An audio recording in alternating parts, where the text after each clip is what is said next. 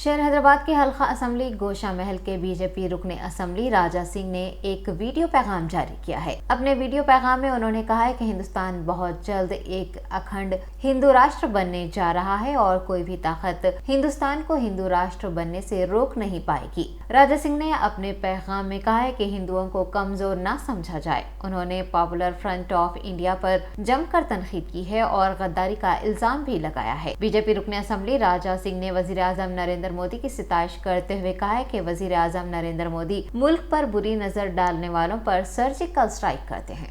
भारत के कुछ राज्यों में फिर एक बार पॉपुलर फ्रंट ऑफ इंडिया का जो षड्यंत्र है उसका भांडाफोड़ हुआ।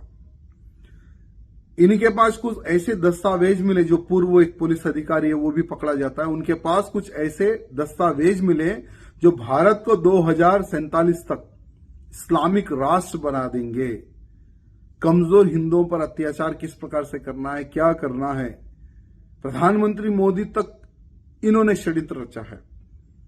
तो इनको मैं बताना चाहूंगा कि आज के जो प्रधानमंत्री है वो रिमोट कंट्रोल पर चलने वाले प्रधानमंत्री नहीं है। आज के जो प्रधानमंत्री है जो भारत देश पर बुरी आग डालता है, आग डालने वाले को घर में घुसकर सर्जिकल स्ट्राइक कर देते हैं हमारे प्रधानमंत्री मोदी जी। और आज भारत देश में रहकर भारत देश से तुम लोग गद्दारी करते हो, तो तुम्हें कहना चाहूंगा कि इस्लामिक राष्ट्र तो बहुत दूर की बात है, हमारा भारत देश बहुत ही जल्द अखंड हिंदू राष्ट्र बनने वाला है और इसको कोई ताकत नहीं रोक सकेगी। तुम लोग इस्लामिक राष्ट्र बनाने की बात करते हो, तो तुम्हारे जो पूर्वज थे ना, जो मुगल थे, वही समय पर एक हिंदू खड़ा होता है, मुगलों को मुंह तोड़ जवाब देता है और भारत में हिंदवी स्वराज की स्थापना करता है। वो है छत्रपति शिवाजी महाराज।